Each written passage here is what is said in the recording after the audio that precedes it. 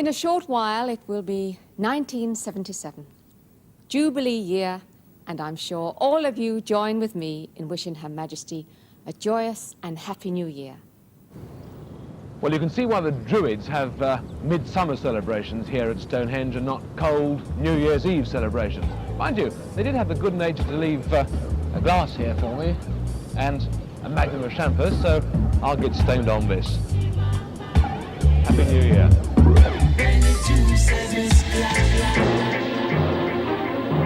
These people share Britain's most common surname. They're all called Smith, and they've come here from all over the country.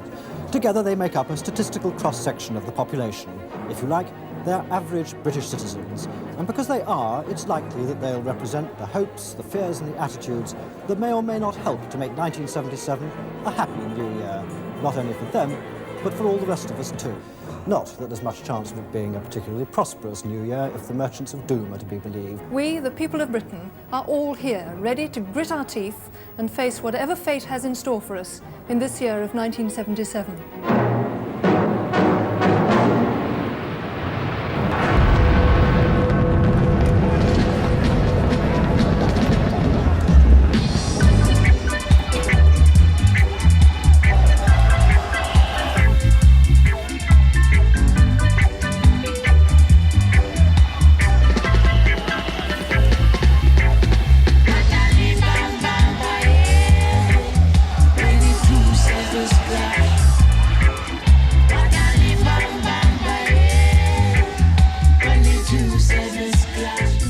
Wild bells to the wild sky. The year is going, let him go. Ring out the false, ring in the true. Ring out the narrowing lust of gold.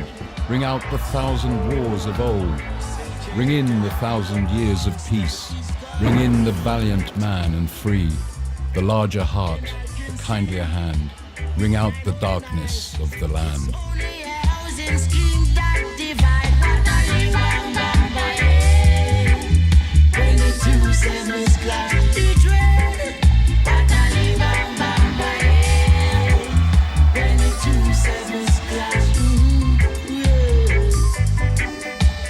As many of you probably know from the hangovers you're nursing right now, we really go for it in a big way on New Year's Eve. A kind of collective catharsis, blotting out all memories of the year gone by, to leave us with a blank slate to write on during the year ahead.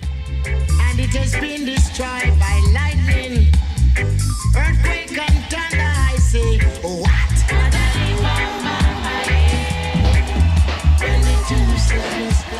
All years are special, some good, some bad.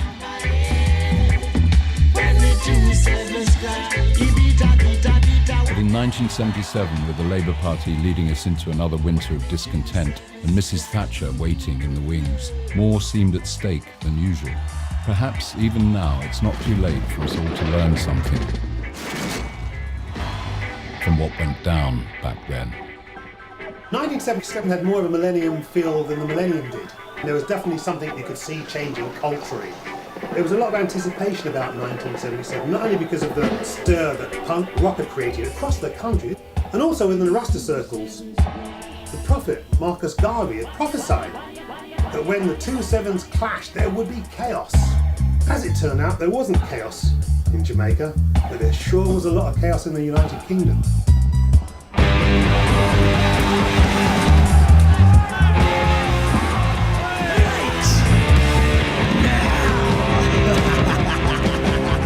The two sevens did clash.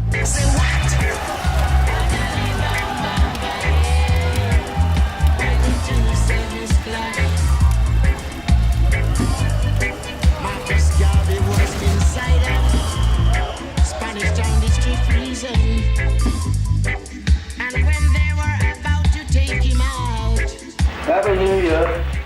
On New Year's Day 1977, a few months before they released their first album, The Clash officially opened the Roxy Club in Convent Garden and kick-started the year of the punk.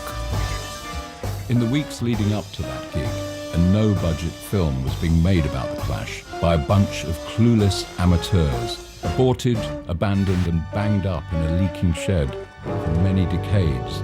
the film was destined never to see the light of day. Now, nearly 40 years later, in times not so different from those we lived through back then, the film has risen once more from the cold vapours of the vault and again raised its ugly head for your viewing pleasure tonight. This is the first time we've ever been filmed, you know what I mean? We cringe a lot. Yeah. Don't my nose look big? Yeah. Can I be so ugly? I think it's really good because it helps us as a group get our message across in another medium. It's evidence of life. Why don't you like doing things that are set up then? Because I think it's stupid. I mean, I don't go around doing things like that normally, right? So why should I do it when you're around? It's stupid. Makes me feel like a tit, you know?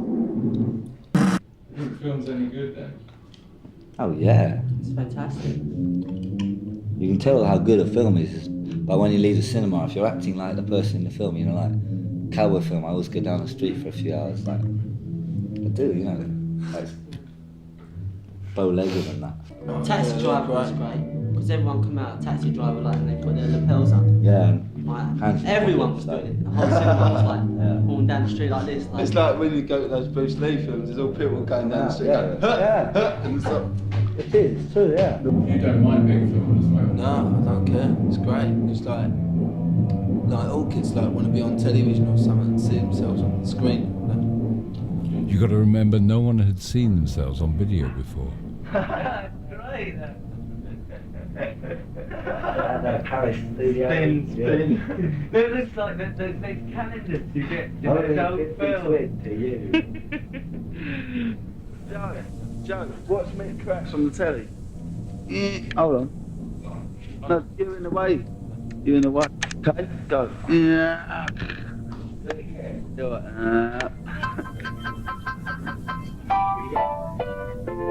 If you want to get it wider. First time mirror, it's great. What, like a mirror on the wall? Well, like a television screen kind of thing. Look. You see? Hey, Joe. Get the light.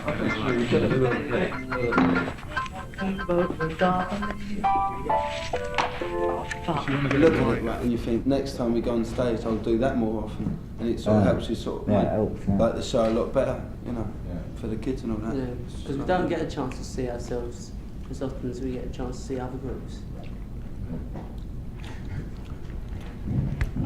But you wouldn't like to act at all? We're not great actors. Well, it's drummer. That needs saying now. I mean, I can see myself on the big screen, like a big star, like doing all the tough bits. Yeah. I wouldn't mind to make a film that wasn't boring in any way at all, but I can't be bothered to think about it. Rising oil prices, a trade recession, failures in the money supply, both here and abroad, nearly 1.5 million out of work, standard of living dropping, and according to the worst of our Cassandras, democracy itself on the verge of collapse. I honestly don't know what's going to happen next year. The situation is going to, as far as I can see, get worse and worse. We rely upon the workers of this country and their trade unions. And that is the way in which this country is going to get through if it gets through. Julie Sword on the fight. I'm going to fight on, and I'm going to take this country through if I have half a chance. The Clash prepared for the Roxy gig, holed up in the bollock freezing cold of rehearsals, a broken jukebox repair workshop in a British Rail goods yard behind the Roundhouse, on the wrong side of the tracks, in Camden Town.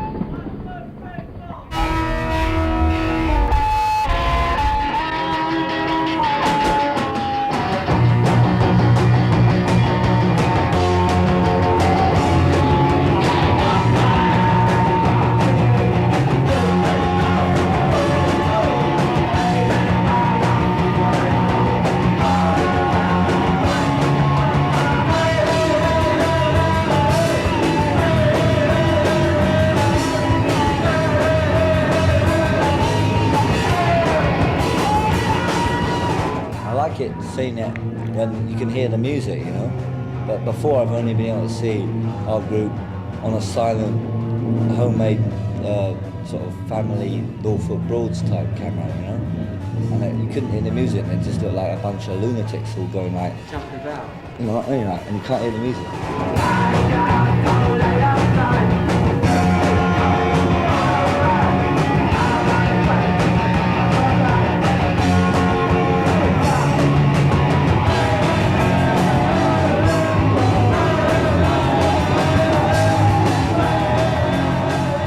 Well, to Geordie exiles in particular who can't get home for the New Year festivities, may I wish you a very happy time, and indeed to everyone everywhere from the North East, a very happy New Year to you. I'm going to negotiate with the IMF, and I need your support to do it. It means sticking to the very painful cuts in public expenditure on which the government's already decided.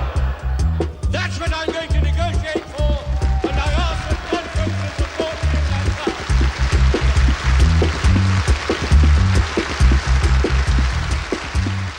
How serious do you think Britain's economic problems are at present? 76% said very serious, 18% said fairly serious. In other words, 94%, nearly all of us, feel that the situation is serious. We all agree that the crisis is indeed serious. Edward Smith of Cheshire, what do you think our solution in 1977 is to all our problems? Do you feel optimistic about the future? I don't feel at all optimistic about the future.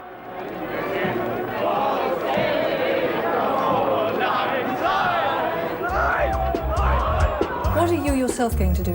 Well, if the situation doesn't improve, I would definitely think of going abroad and working abroad. Overnight snow up to 5 inches in places closed part of the M6 motorway in Staffordshire earlier this morning. Police say icy conditions will make roads treacherous this evening. I think it was the whole general atmosphere in England that's getting everybody down.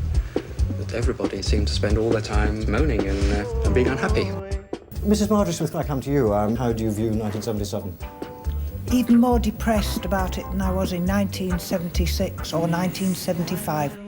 How about the visual image you got?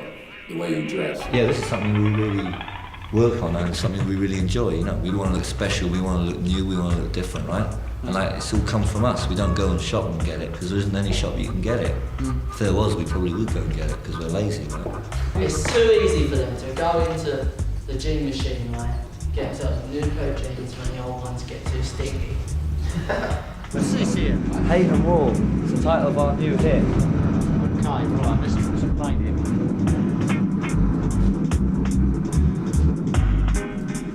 Just leave it on the floor? You have to be down. Right, Joe, where do you want it? All over? Anything special? No, just blanket coverage. Any punks want their clothes sprayed, Joe? Yeah, I'll bring them, queue them up outside, right? It'll be Pete's Boutique. That's the authentic look. Like as if we've been rolling about in Greece for 3 weeks. Right, Joe, really good thinking. That's it. Look at that, reacting. Yeah, I think it's some sort of weird paint, yeah. Just try and get it black as possible. I'm going to hammer something. Give it a good hammering, Joe.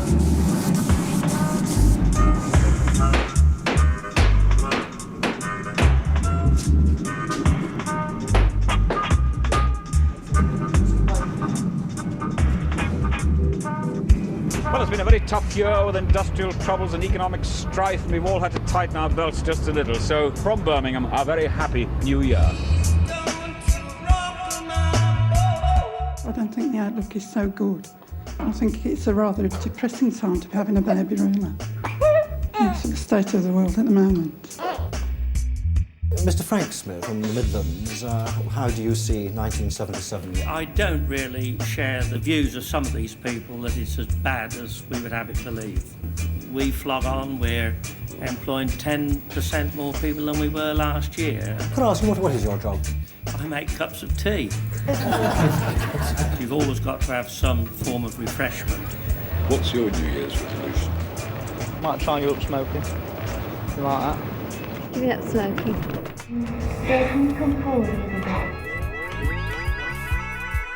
So where are you living now? Well, me and him sleep on that floor, and he lives with his gran in a council flat. There's a whole generation of risen over the last 3 years that probably in 1972 were 13, now are 17. All these kids in this country are out of work as it is. with very little future ahead of them as they see it, and they've had nothing. We haven't got a lot going for us, and like there ain't much future for us. Like just as people, not talking about being a pop group, just as people in the first instance, you know, come out of school, do a bit of college if you're lucky, get bored with it. What do you all do before this? Where'd you start out? The school I went to, right, it's a real sort of depressing school and that. You don't learn nothing. All you're sort of like working for is just to go into the factory which is around the corner. Most of the mates I know are all working in the factory. What kind of jobs have you lot done? I was cleaning toilets in an opera house. I was a student. I was an art student, man. Right, so I've read Pete Townsend, Keith Richards. In the bogs. And John Lennon. And all them people were gone, right? It's because art school become respectable, isn't it? Turn to your right. That's your left. And I just realised I made a mistake, and I just like thought it was better than work. All you get there now is like vicar's daughters and doctors' sons, you know? Get rich kids getting a lift in the rolls to the end of the road, right? And then walking out pretending to be poor all day. I'll go like this. Which I went to, right? The government paid for me to go there, and it was a private art college. And like, all you used to do all the time is just go around nicking all their paint. And like, going out with the birds, right, and going up to their houses. Getting fed. And like, their getting houses. fed. Fucking great. And like, on the way out, maybe sort of borrow something for a time.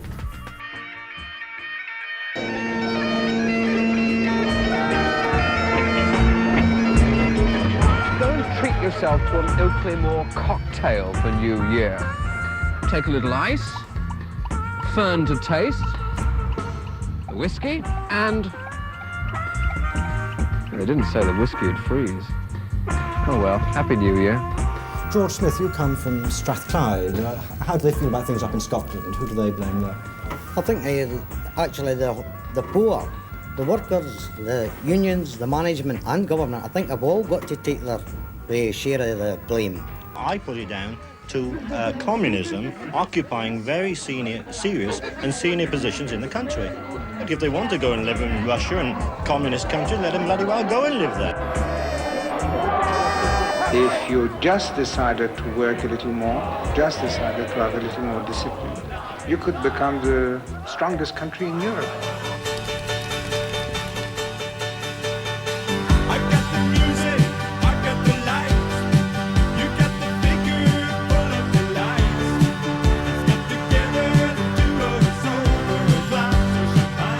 A situation has been created whereby boredom has set in amongst young kids without having really a musical expression of their own. If those kids have to watch Top of the Pops and see some old fart doing it, then what the hell is it to do with them? Look into my eyes and give me that smile, the one that always turns me on. The explosion that's been caused in London has probably arisen out of seeing one band, I think the Sex Pistols, doing it, and all of a sudden, you know, it's like a little spark just sets everything alight, and it set things alight. It gave people fantastic inspiration, young kids, and they all felt, well, yeah, if a guy can get up there and play 4 or 5 chords and make it meaningful because there's a guy up there saying something with it, then what the fuck, man? If we identify with that, then we can also find the same spirit to do likewise.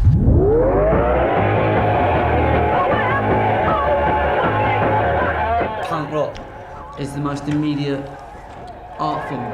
I can get whatever I've got to say across as quick as possible. You get this whole explosion of like new groups and media saying, yeah, they're kicking out the rock establishment. Let's call it the new wave. Let's call it punk rock. I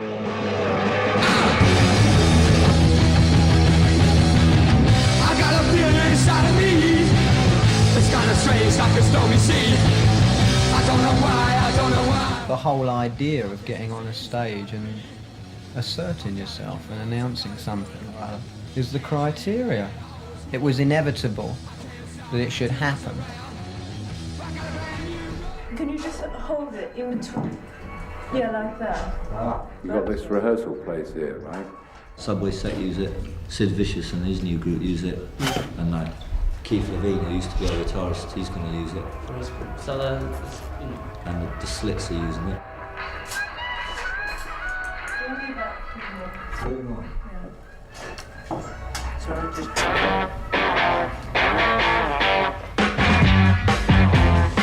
used to like groups like Kings and that. I like Not the Who. When we first saw the Who on Ready Steady Go, right, when we was like babies, right? I mean, like, it looked great, you know, like, we could dig it, you know. But now, I mean, I couldn't understand even what Tommy was about. Tommy went over my head, you know. And we want to make records, we want to be number one. I mean, I think we're the greatest, so obviously I want us to be number one. So you want to blow out all those old bands, but how radical a change do you want in the system itself? As much change as we can get. Total change, I mean, we just think government is old-fashioned idea. The whole of Britain was like a load of shit, right? There was nothing interesting going on, right? So like, we created our own interesting things, right? Thank you. Where we fit in. We're out to encourage people to be creative and make people aware. I mean, if that means we stuff it down their throat, we will stuff it down their throat until they know. Well, here from the magnificent Severn Bridge, spanning as it does a very cold river, Severn, we in the West Region wish you a very, very happy New Year. And we do it in the traditional way, as we should, with Scrumpet. Happy New Year. Say your kisses for me, save all your kisses for me. Bye-bye, baby, bye-bye. Don't cry, honey, don't cry. Dr. Dennis Smith. Politicians fundamentally are responsible for running the country. Perhaps we get the politicians that we deserve, but unfortunately politicians don't seem to be very good on either side at in fact doing the job that they're elected to do at the moment. Oh, shut up. What a lot of old rubbish. Happy New Year. Happy New Year. I went to see my father the other day, and he bought a copy of the Merlin Maker. And he said, "What's all this punk rock then, son?" The media provide you with cliches to fall back on if you haven't got an idea in your head. I was down the Dole Friday morning. What state this country's in? These are the things that, like, intelligent people know. If you can't, like, think your way out of a paper bag, read a paper, right? Baby drama of knife maniac. Then you go, oh yeah, he's a knife maniac, right? And he's like, the knife maniac, the Dole Q Rock. You know what I mean?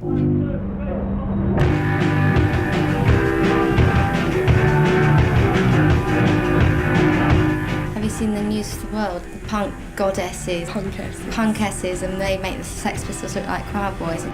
They saw the Pistols on TV, and that was a bit scandalous because they said fuck. I mean, you know, everyone says fuck. You know, so they immediately, one man kicks up his TV, and the whole thing has been completely blown apart. They showed us all up to look really stupid. It looked like we were all really mindless, and we went around saying fucking hell, and we had safety pins in our ears and through our jaws and things. It didn't make us look like a force to be reckoned with, it just made us look like a load of stupid kids. We're kids, but, you know, we're not stupid. There's a lot of kids from out of town coming in with their safety pins and all the business. The media pick up on the really weird things in the scene. Safety pins, plastic trousers, spitting. But that's just a fashion thing, you know? I think a lot of people are realising that it's not a fashion anymore. I think it's too serious musically. Well, you know, some people drink to get high. I've come up high to our side of the Severn Bridge to have a drink and to wish all of you a very happy New Year from us in Wales. Louis the Newydd dda I chi gyd.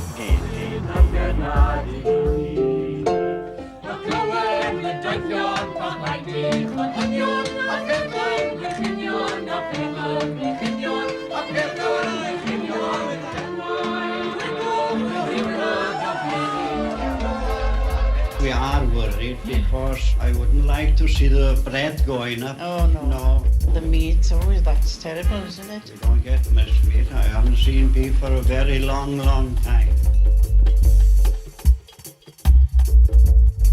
It was never spoken. It was never like, we're going to consciously attempt to smash the musical, like, kind of establishment.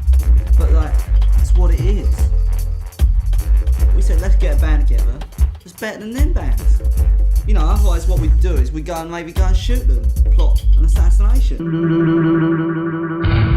you've got to have destruction before you can, like, start anything new, right? I think the Pistols are destroying everything really fine in a really good way, right? And then after that, you've got to have something coming up. The Sex Pistols are an idea. The idea is to threaten. The idea is to not allow conformity and not allow boredom to take place within your act. And the idea is to say something that would change kids' actual outlook on their lives. The Sex Pistol Anarchy Tour, I mean, like, fucking hell. Talk about overreaction, you know. I mean, if it was 30 dates, 26 of them got cancelled, you know. Anything new they don't understand, they're afraid of. It threatens their whole existence, doesn't it? Well, as soon as the Sex Pistols don't become threatening, they ain't no longer the Sex Pistols. Fuck off! They must threaten the culture and use it and change it, make it something else. Then we have a whole new scene on our hands. The Pistols decided not to play to the old stiffs. And I thought it was quite good. It's like, why the fuck should they? No, you don't do that sort of thing. Oh, right. But they want it all over the country, wouldn't they? So we had to go out and find places to play, like.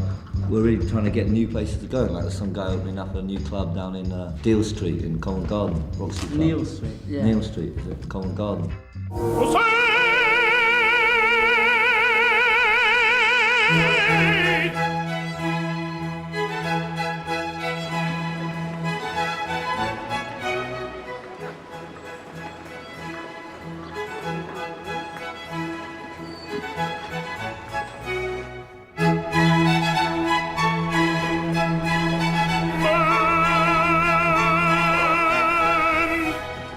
Convent Garden, epicentre of Cockney London. First neighbourhood to succumb to the dread tentacles of gentrification.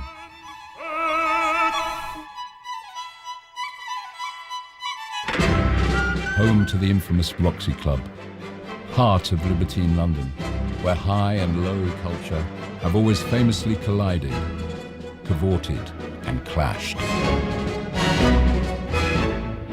Morning, Patsy. How are you? What do you want? Got any good sprouts anywhere, Pat? Terrific. Where are they? Yeah, I'm just in the shop there. Well, hello, Vicky. What are you doing here? What are you? I'm having lunch with Boris Lermontov. You know, the fellow who runs the ballet. Here for centuries, opera, theatre and ballet cohabited with the fruit and veg market next door. Ballerinas and baritones, divas, prima donnas and matinee idols, all rubbing elbows with the Cockney costermongers and porters in the garden's boozers and caps. At the gate are all the horses. How much then? £5? 5, 10 next week. Oh, leave it out. How much is Tom? Ascot opening day. Horses rushing. A royal pleasure ground where princes, punks and wicked earls shared beds with the whores of Paris's list and Mother Cresswell's brothel. She's in the King's Arms already, calling for beer. Here Charles met Nell, Sid met Nancy, and Eliza Doolittle and Henry Higgins first misconstrued each other beneath the great portico of the Actors' Church, as depicted in My Fair Lady. Want a few melons, will you? Yeah, I could do. What you got? And these were the other day, weren't they? Yeah. Good melons, as it happens.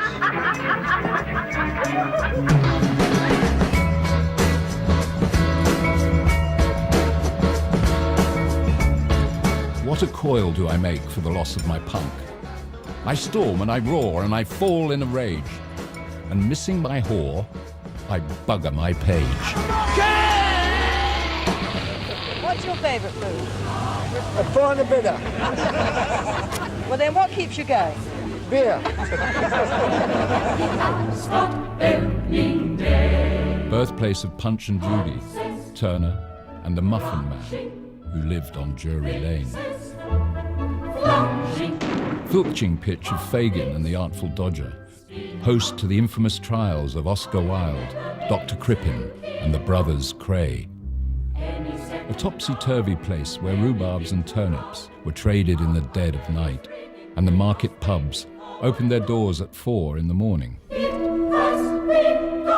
Film star type of people, they like to come here and slum, you might say, and see the boys, you know. 3 rum and coffee. I remember the time once when Elizabeth Taylor and Michael Wilding was in this very pub, dancing and singing, really enjoying themselves with the boys, you know, because this is streets where anybody could come. Wonderful atmosphere. For over 300 years, Convent Garden had all this and more, until the over-congested market was finally closed down in 1974.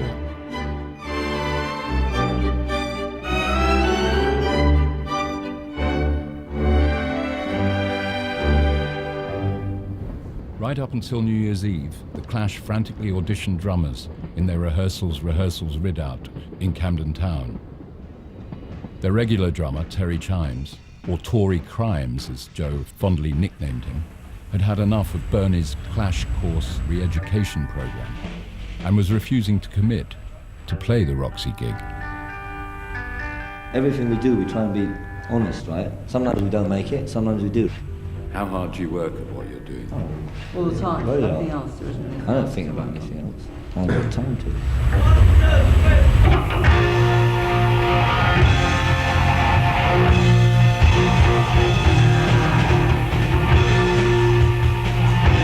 They went through 20 drummers, including John Moss, who went on to drum for Culture Club, still half hoping that Terry would change his mind, before settling on a temporary replacement in Rob Harper, who was reportedly scarred for life by the experience. Let's do that again, just rhythm, I mean, just no singing, right? Because I want the drum a bit clumsy or something. 1, 2, 3, 4.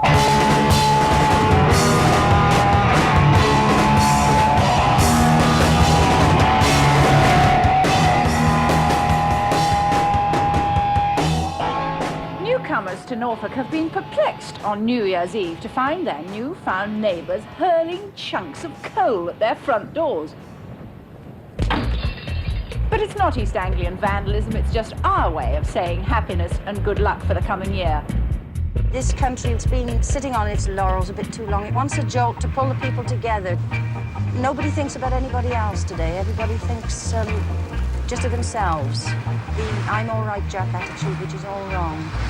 Leonard Smith, what's the cause of the crisis? I think small things that happen at school, perhaps. A child will perhaps cheek his teacher, and then it goes up from that. A man then becomes insulting to his boss. His boss sacks him, and then he's got problems there. Tom, how many pubs will you get through in a night? 4 pubs and about 18 pints, I suppose.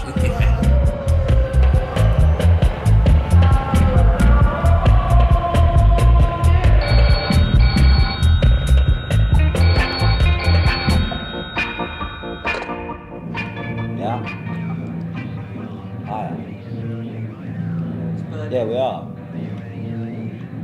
Left, no. Yeah? There's me, and there's Mick, and there's Paul. And there's a guy with a camera and a guy with a pair of earphones. Sorry, what? Because we're filming. Ask about Terry. Yeah, of course he is. What about, you know, the guy in Hackney? Oh, yeah. Oh, have you? Good news, boys. But you won't tell it to me. Tell it. Come, it's really important.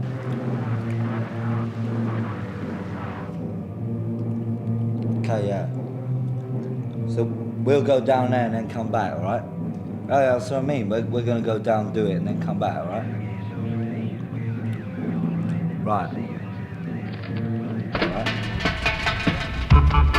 When the punk rock business was starting up and groups wanted to play, they were rejected by everybody and everywhere.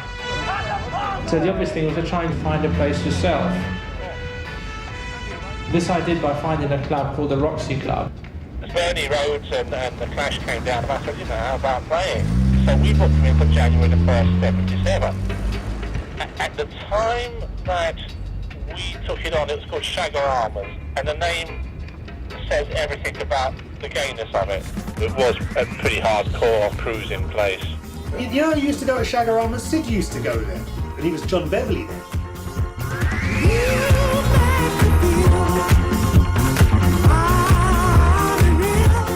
They really couldn't care less who they rented it to, especially a bunch of noisy young people, because they just said, well, look, we'll rent it to you for a year and we'll see what happens.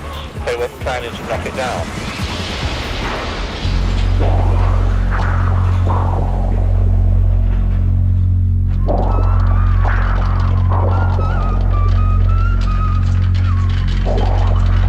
Convent Garden was shut down and it was derelict. It hadn't been used for 2 or 3 years.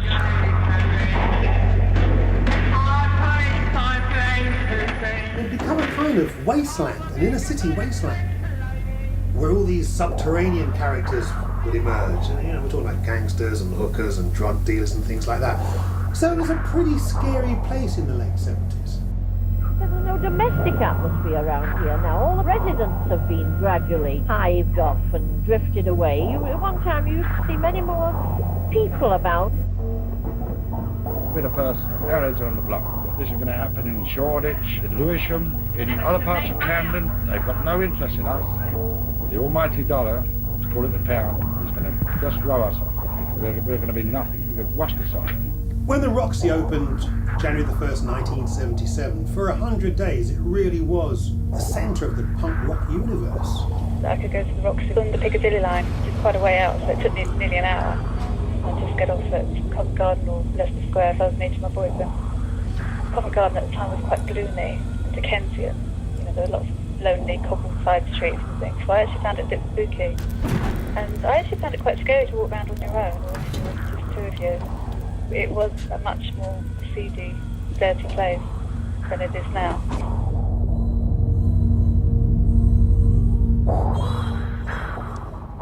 You two both be making your fortunes in the real world. The camera is going round. We can eat. When we get back there, we can send out the stuff, right? You can get some tea sent over, Bernie. It's not. Well, if you like. When the Roxy opened, it was a dingy basement, low ceilings, bench seats around the outside. To be honest, it was pretty much a shithole. 1, 2. Can I hear myself? Of course I can. Why do I get a dodgy stand? They had a mirror at the Roxy at the back. No, I didn't notice it. I wish I had. I was watching the girl in front of it. Are they supposed to fall down all the time? Hey Mick, see these boxes? What are they? Is that just... Monitors, you stupid cunt. Can't we stuff them somewhere else?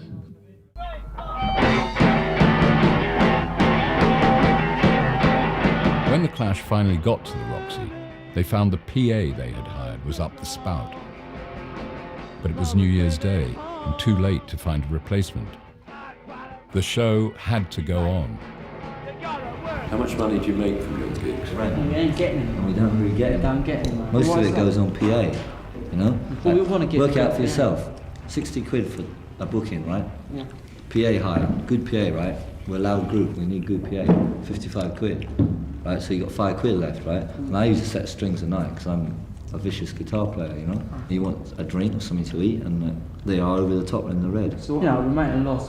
Where does the rest come from? Well, it's been provided, isn't it? By our generous manager. Our manager put the money up. Every time we do a gig, he has to usually reach in his pocket. We're in Devon. Like most other places in Britain, we would wish you a very happy new year. But here in Cornwall, we'd say, Blethen knoweth da. Roy Smith from Bodmin. Say down in Cornwall and that the average wage is far below the standard of people here in London. And if you become unemployed, you get more through being unemployed than what you do if you're actually earning your living. So where's the incentive to work? Any resolutions? Do less work.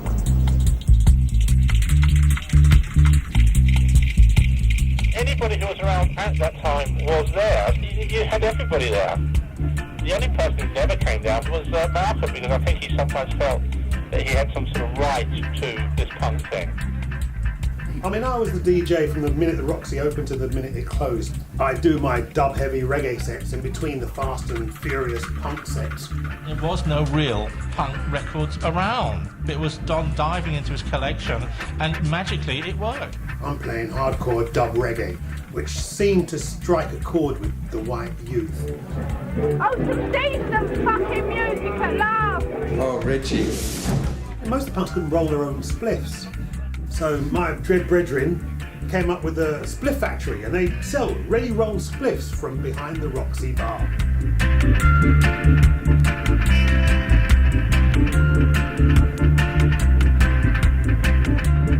I'm of age in Queen, really. Don't tell anyone, no. We're doing something that we want to do. By playing, I'm doing everything I want to do. That's why I started playing. One day I didn't play, and the next day I did play. When I'm playing in a group and things are going on, I feel like as if I'm doing something good, you know? I mean, it goes up and down, but I mean, so is everything.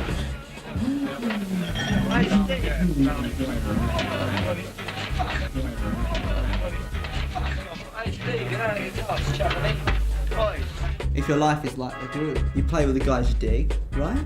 And you forget about the blokes who are like arseholes. But if you're a bozo and an arsehole, you're an arsehole. You know what I mean? Like, you come on like an arsehole, you say hello, and like they don't say hello, they say I'm an arsehole. I just happen to be meeting more of them at the moment. I try so hard to be nice.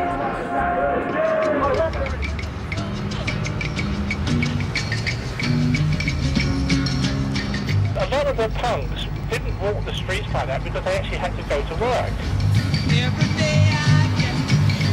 If you finish your work at 5 or 6 or whatever, get a bag full of clothes, queuing up at 7 o'clock to get in, straight into the toilets, and all the toilets just changed into this massive girls' changing room. So they're in there for like an hour or two, making up, gossiping, and just sitting there having a laugh. Invariably, the walls would be dripping with sweat. The place would be stinking with ganja fumes. I always remember the young punks were always jacking speed.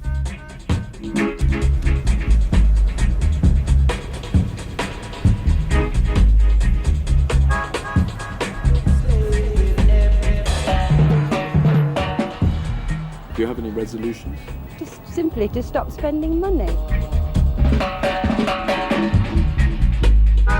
Mrs. Christine Smith. I think we're capable of the economic miracle. Certainly we are. We believe that. Duncan Smith from Knightsbridge. How bad is it? There is, at this moment, I would say blind panic.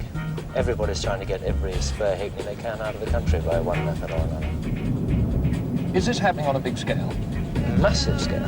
Absolutely enormous. And Nigel Smith from Surbiton. Have you ever been tempted to change your sterling in some other currency? Very much so. Well, anyone who's in the position to do so would be very foolish not to be able to do so. Lionel Smith from Finchley. How do you feel about people who move their money abroad against the regulations of exchange control? Criminal.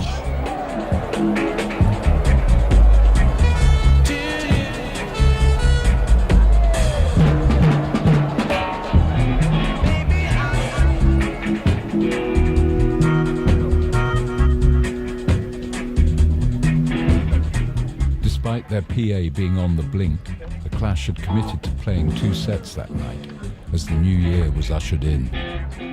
On one big fiery flying roll, the Clash roared through all the key songs that would feature on their breakthrough first album a few months later. As the clock ticked down to midnight, they tossed them out like firecrackers into the crowd, kick-starting the year of the Clash. Hey Mickey, the Ampeg don't work. What do you feel like when you go on stage? A pair of tits. No, I don't know, I feel good, you know. I mean, that's what we're supposed to do, you know. When we go on stage, I mean, that's when we like it best, you know. You can't get bored on stage, really. Yeah, we're the Clash. London Fire! London Fire!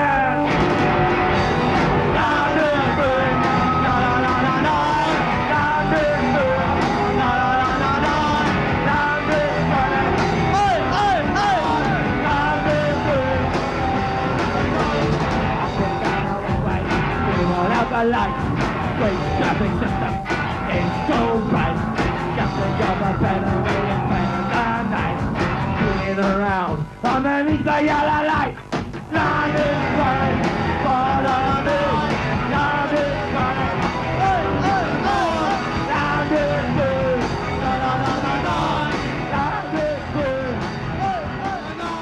I wrote it in a old sort of disused house near the Westway, and then I went up to see Mick Jones in the block, and like we kind of whipped it into shape up in his flat, and it was kind of like a quick one, you know, like you think of it, write it, finish it, and it was all over quick. It's just like not having anything to do, like not having no place to go, and you just think of a desert. The only activity I could see was like the moving lights going up and down the motorway and like going down the subways and looking at the writing. And it's like Wednesday night, and it's the same as Thursday night or Friday night. I just felt the whole place was like bored as hell, driving about and watching TV and stuff. So it was like London was burning with boredom. I wrote it to get rid of that feeling.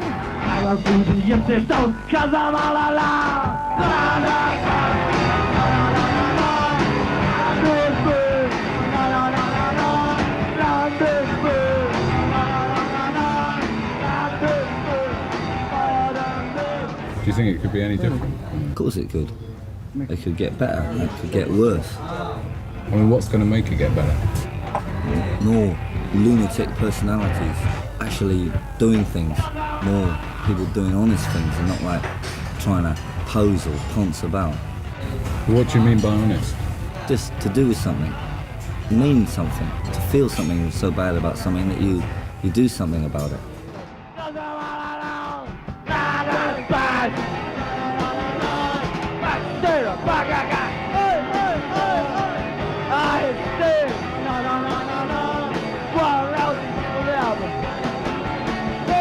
Group writes the songs. Joe's better at lyrics than me, he's great. Fantastic turn of phrase, you know. He's always taking notes. When it comes down to the tunes, I nick them.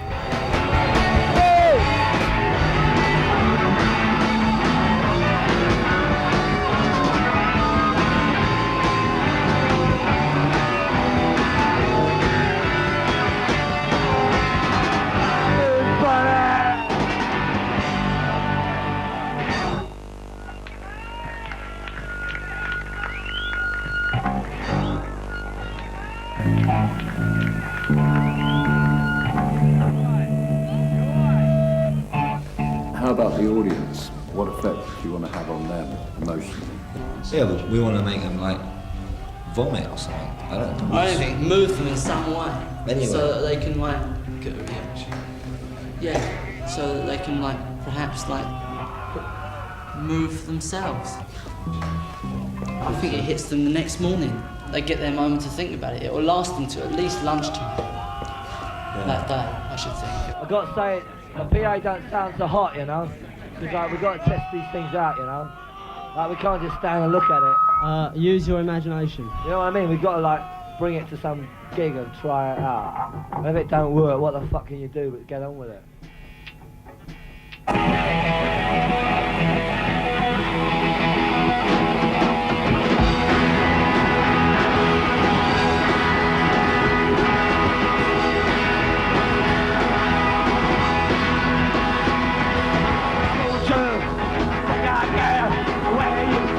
Shirt. I don't wanna do American Dirt. Oh yeah, you look so good in your cowboy boots. See them on TV, you look so cute. I'm so bold with you. I'm so bold with you. USA, what can I do? Just like, you know, it's like how London belongs to Arabs and Yanks, you know what I mean? Hamburgers and whatever Arabs do, I don't know. Things that go on in American politics, like everyone buying everybody else up and like the Watergate tape just keep on happening. Well, I'm not a crook. You know what I mean? Like exposing more and more and more. Like the further you dig down in America, like the more poxy it gets, you know. I'm dead sure it's a whole veneer on top of the whole thing, like the whole thing. There's like filthy things going on down there. Just disgusting.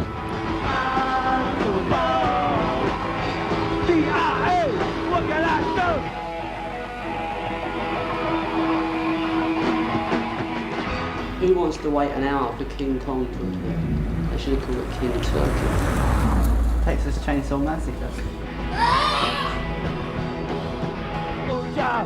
I think I care about your latest record. That's been by the Grateful Dead.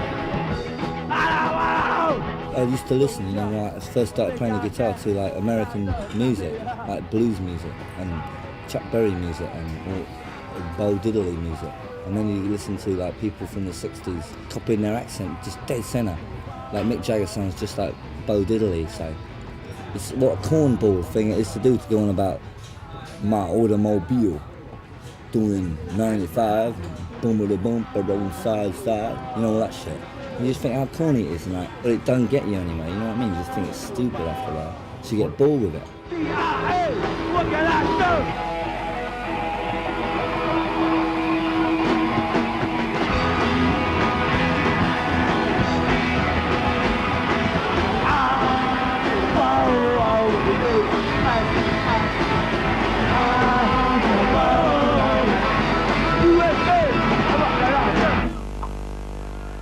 What's been happening with that song, I've been coming up with like loads and loads of new verses for it. I can only take 4 verses a song, right?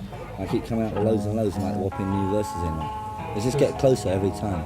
But sooner or later it'll stop and that'll be dead centre, and then you leave it. When they're written down, they don't have any life. That's a replica of what it is, right? What it is when you hear it. That's the it. It ain't a poem or anything. You might want to hear them in the air. On the dole since leaving school, Carol Donnelly had nothing to do but go blackberrying with her boyfriend. It just seems a waste of time, you know, to have spent 4 years in this place, for the government to have pumped in so many thousands of pounds and actually training me to supposedly be somebody who can go out and do a specific sort of job. It seems a waste of money to, at the end of it, just to put me on the dole queue. Teaching, local government, hospital administration, public services and industry have all had to cut their intakes, and I know how much harder it is to get your first job.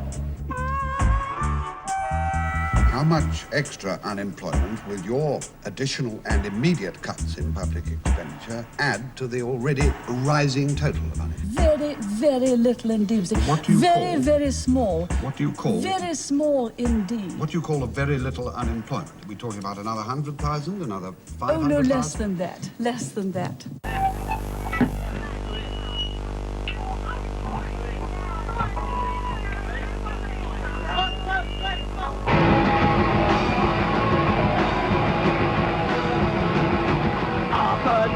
Office of a leadership. They cannot validate anything they got. Do you wanna make tea? A BBC? You wanna be? You wanna be a cop? Fair opportunity, you wanna never stop. We should be up when you keep you up the top. Fair opportunity, one never know. I hate the army. Alright, I don't wanna go fighting in the job again. I hate civil service. I run over let us run. Fair opportunity, the one that never found. Every job be up for you, you do at the top. Fair opportunity, but never now. I think it's a comedy number. Career opportunities and one that never not. It's like a great line, like, get a job, you know. And like we thought it was a great subject just because all the time we spend in them offices, like going in and out of those boards plastered with jobs like evening work, tailor's work, toilet work, shift work, part work. A poster at the end saying, come and join us, you know, traffic wardens, so come and join us, be a man with the police. It kind of like has an effect on you, you know what I mean? You just realise that if people are working and got their nose in the factory for like 40 hours of a week, right, they're going to be less harmless than someone who doesn't have his nose in the factory for 40 hours a week, right? So that's what jobs is for.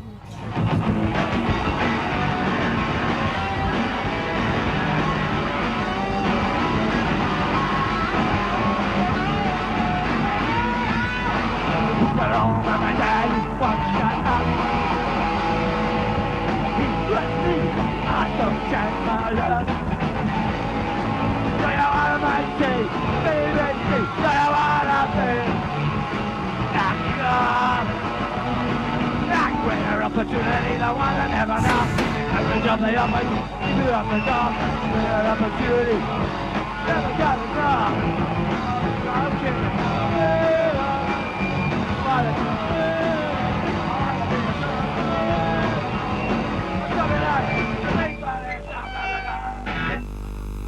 I was on the dole, right? I haven't been on there long, say 6 months. I'm quite happy, right? Really getting something going with this group and really writing a load of stuff and playing the guitar, right? I'm quite happy. And they called me in there and they said, you haven't got a job? And I said, no. And they said, are you looking? I said, yeah, sure, I look in all the papers. Oh, yeah. So I just got to sit there and he's got to say, well, look, right, in 4 weeks we'll send you to this rehabilitation centre. I said, the what? And he says, here, there's a pamphlet. And it says, like, you get up at 7 in the morning, make your bed, shave, you've got your own cubicle, you go out and you have first work period, and then you have a lunch period and play snooker and darts, and then you have a second work period, and then you can watch TV and go to bed. And it's to get you back to a working routine. It's not teaching you a trade. I said, I don't want to go, and he says, you haven't got any choice. I just thought this is like robot school, you know what I mean, like programming. So like, I had to cut out. You go around the job centre, you take out a job, you go down there, see 3, 4, 5, 6 people in front of you, and they come out and say, sorry son, there's no vacancy. It's depressing. Something's got to happen, you know what I mean? Otherwise, you'd love to do something which you regret.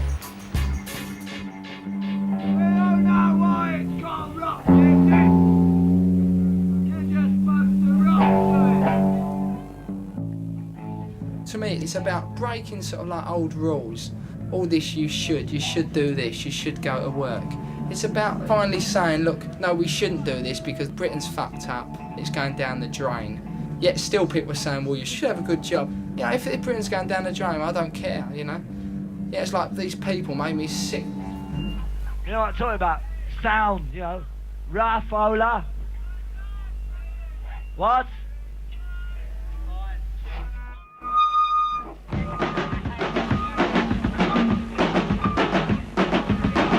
Hello with a rock and roll, yeah. Hello with a rock and roll wall. Hello with a chainsaw wall. He's got light pouring up now. Hello with the rock and roll wall. Hello with the getting cold, yeah.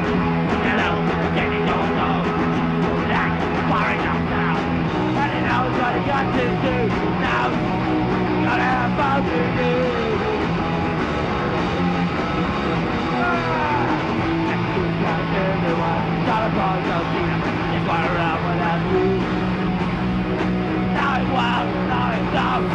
It's like a pop tune because it's got like good rhythm. It's just 5 minutes on a Wednesday night and he minds of some skull-brained idiot working in the city. You know? A quick flash in his dopey bucket head. Stuff like cars and girlfriends and Janie Jones and payola and their jobs and their boss and what he feels, but he daren't say it, you know what I mean? He feels he's got some grudge, but he daren't say it.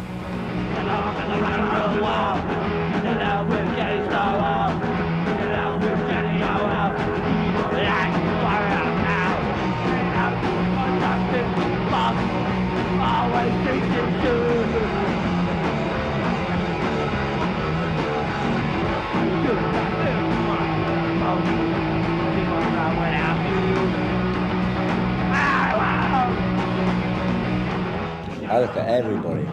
I see everybody. What else is there to look at? It's really great looking at the audience because, like, looking at their faces and that, right? And they sort of like look at you, right? You think, oh, great, you know, it sort of like makes you like more like one.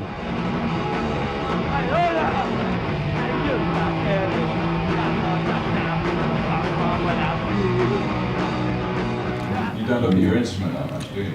That's the trick, right? You've got to learn to play it without looking at it, right? Because nothing looks worse than some bunch of wankers, right, where everyone's going, you know what I mean? Standing there like that going. Oh, it's terrible. Oh yeah. You can't, that's me. No, you can do it pretty good without, I mean, I have to look every 10 seconds or so, a quick look, to see that you're on the target, you know?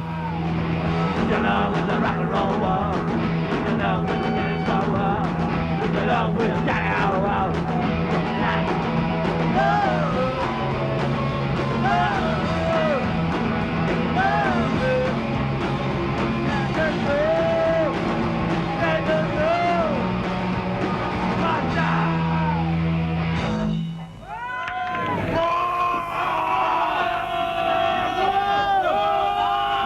Suddenly you're getting an awful lot of energy that you might get from a Led Zeppelin or from a heavy metal band that was coming across the footlights from this little stage tucked away in the Roxy. The money merchants are here. The guys who are flashing the greenbacks are here, and they want a piece of the action. Which is the only reason why I seem to be meeting more the guys who, like, know nothing. I think the rock and roll world is a fucking waste of time. I have no interest in it, right? I think it's over. I started going places where the youngsters should go. I got to know the kind of girls it's better not to know. I think the industry took over a long time ago. I don't know who they're speaking for. I certainly don't think they're speaking for the kids in the streets. Every rebel always says he doesn't want to become part of the establishment, and this is nothing new. On the other hand, there are bands that recognize that what they're in the business for is the music that they're making, and the place for them to get the widest audience with a record company that can merchandise, market, expose them to the widest public. All of a sudden, all the groups are sunshine breakfasts. Their main objective is to sell cornflakes. Ours is to move forward. We have nothing in common. No question. We had to rethink whether we were capable as people to judge what our audience who buy our records wanted. Isn't it possible that just by signing you get incorporated into the system? Do you watch what you sign?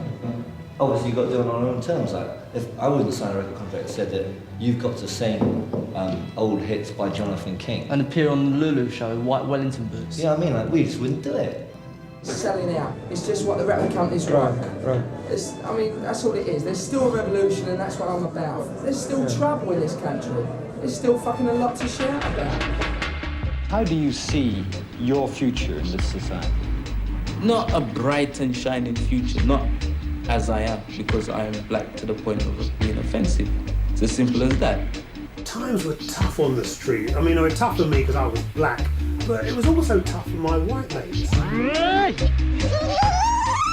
There was this feeling that something had to change. And I think one of the first signposts were the riots of 1976 in Nottingham Carnival, where the black people said, you know, okay, we've had enough. It was a wrong and right thing, and it was black kids and white kids against the cops.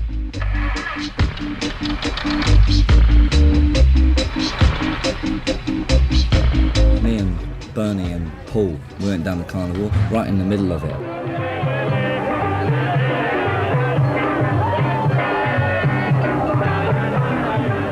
Suddenly, this conga line of policemen moved right in front of us, and then someone slung a Coke can at them, and then the whole thing flared up right in front of our noses. Like. The side we were on really was anti-status quo. We were on the black guy's side. Gate crashing their riot.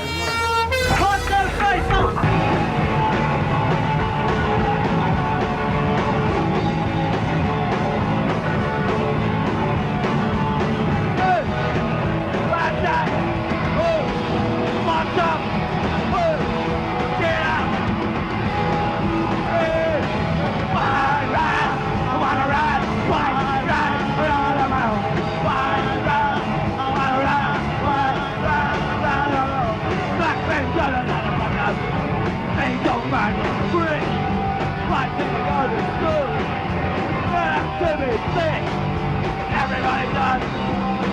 That's what they call it. Nobody wants. Go to hell.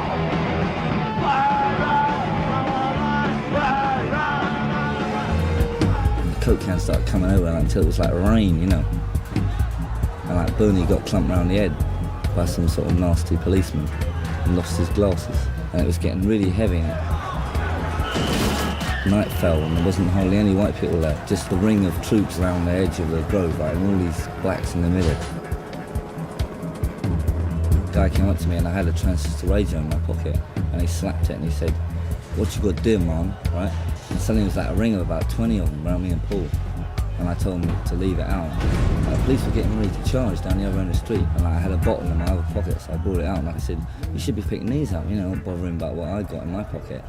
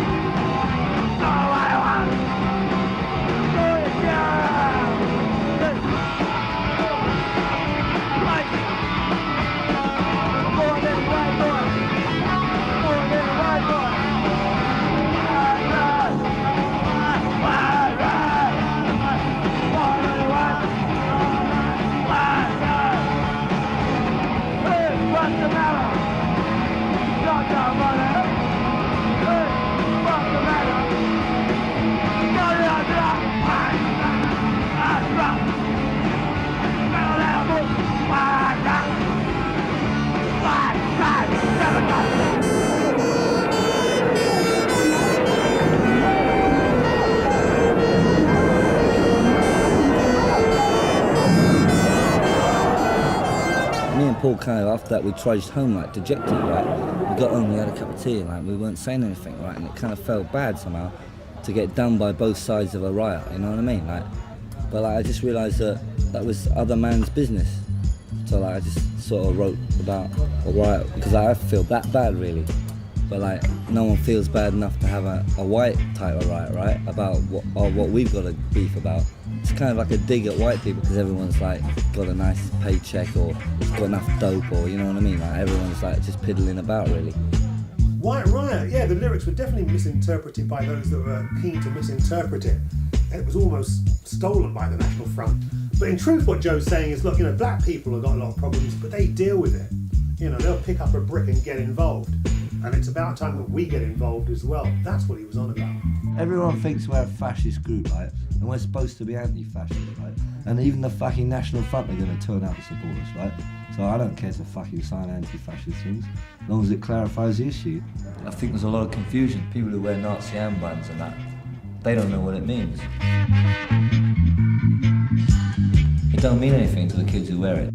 But I think there's a danger there that National Front could move in there and have all them kids like vote for us, you know? Just sort of an ignorant situation. So how do you define yourselves politically? Anti-fascist.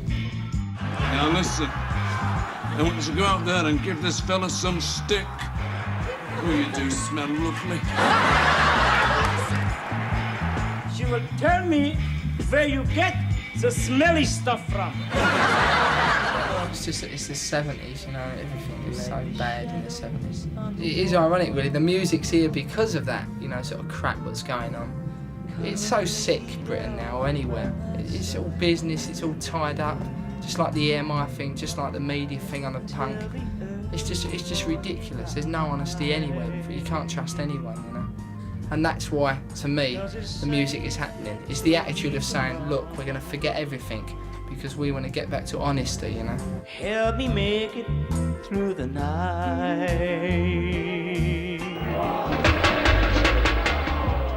Big business and the government are like stacked against anyone.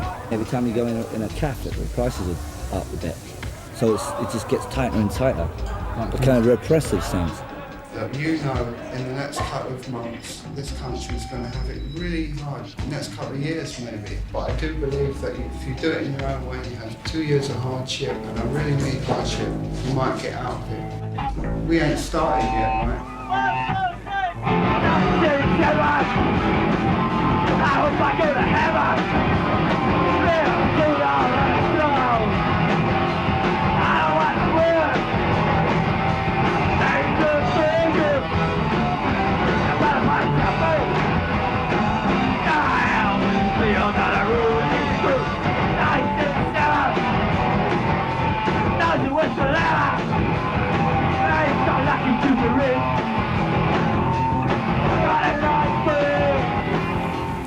Well, 1977, We wrote it in the middle of last year. It was kind of like we just went on about the next year, you know, like in 1977, there's knives in West 11, you know, like people trying to rip you off, right? Like, lend me £2, man. And then there was like, but it ain't so lucky to be rich, because there's Stain guns in Knightsbridge, you know, like. Excuse me? You've got a right to film on these streets. If I was going to Knightsbridge to rip off someone, I'd take a Stain gun. Whereas I could probably rip someone off in Nottingham Gate with a knife.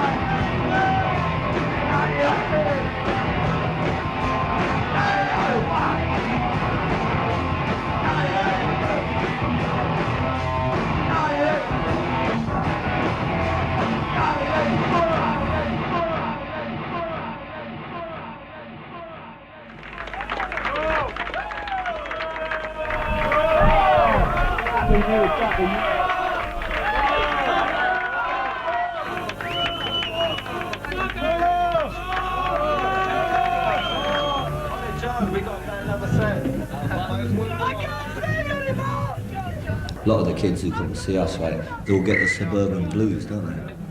You talk to them after a gig, they've got to go back to Crawley, Newtown. Basildon, yeah. And crawl in a bathroom window or something like that. The whole purpose of communication is to, like, move other people into action. I mean, if I've moved one person, then that's enough. I suppose we make albums and we sell them, right? We get loads of money. I mean, that's just going to fuck us up completely. You've got to know when it's time to give up. Only time will tell, you just can't tell. Bands will withstand. If still in 4 years' time the Clash are playing gigs that wipe you out, they're writing songs that are really honest, if they can do that, then the music will stay fresh. From now on, right, watch our development and you'll be able to see who owns what and what happens to a group of people when they provoke. You can either get bought by the Americans, taken by the English back to the 19th century, or left in oblivion as an anecdote. And that's what people are going to learn from what we do next. That's 1977 for me. Convent Garden in the rain. The garden lies in a strange limbo nowadays, half astride its past, half stepping into its future. But it's not all as it seems. A whole new exotic community is moving into the garden, generating its own very special climate. Instant Tropicana in a banana warehouse. It's a sanctuary because no man is allowed in here. We were walking an economic high wire, and if somebody jerks the rope, then it makes it that much more difficult, but you're still going to get to the other side of the chasm. What happens if we fall off that rope? Oh, if we fall off, then we're in trouble. Just a final word of reassurance. When we do leave here, we're going to be revitalised, our batteries recharged, and really we'll be ready for anything.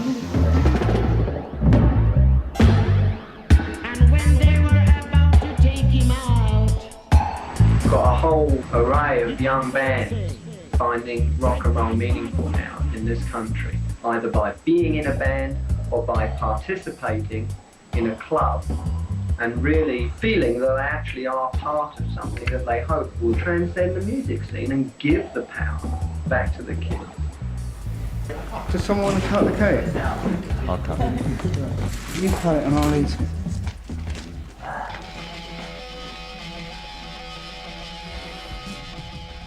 Yeah.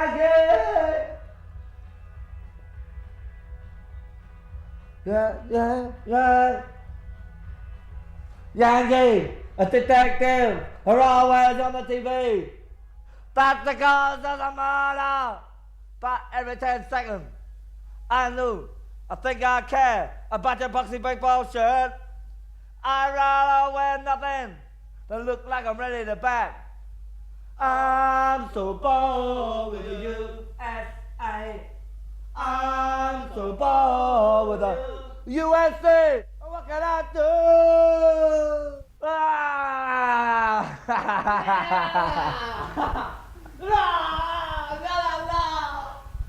Alright, do you want us to just carry on? I'm bored with this, so we finished.